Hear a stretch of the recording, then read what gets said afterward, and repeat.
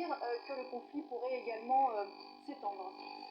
Tout à fait. Alors, ce qui se passe, ce qu'il faut comprendre, c'est que plus l'offensive russe en Ukraine s'enlise, plus l'armée russe perd des hommes, plus Vladimir Poutine pourrait être tenté pour ménager l'opinion publique russe, si vous voulez, de faire appel à des troupes d'États vassaux. Et quand je dis vassaux, il s'agit quasiment de ça, puisque, alors on l'a vu avec les troupes tchétchènes, envoyées par Kadyrov, on l'a vu avec l'appel de troupes syriennes, recrutés par le régime de Bachar al-Assad, et on peut le voir effectivement en Biélorussie, puisque le régime d'Alexandre Loukachenko, rappelez-vous en 2020, il a fait face à un mouvement de contestation, ce régime est désormais soutenu à bout de bras par Vladimir Poutine. Alors simplement, l'armée biélorusse, 45 000 hommes, pas très bien entraînée, mais surtout c'est une armée qui est taillée pour la défense du territoire plutôt que pour l'attaque.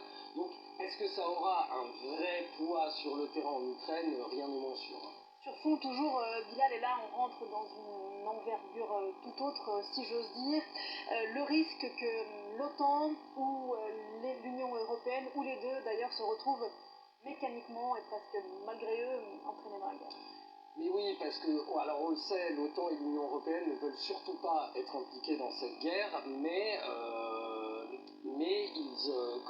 jusqu'à quel point, si vous voulez, ils vont pouvoir constater qu'une guerre se déroule sur le sol européen, une guerre inédite, on le rappelle, par ses destructions et par ses mouvements de population depuis la Seconde Guerre mondiale, sans réagir. Alors on le rappelle, l'OTAN et l'UE se réunissent cette semaine.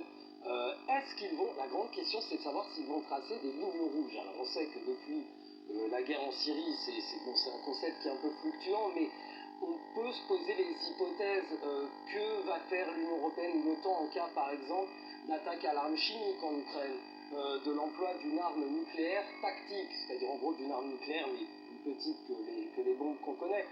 Que va faire l'Union européenne ou l'OTAN si jamais il y a des frappes sur les frontières de l'Union européenne, ou tout simplement en cas de cyberattaque massive. Joe Biden a mis en garde aujourd'hui les entreprises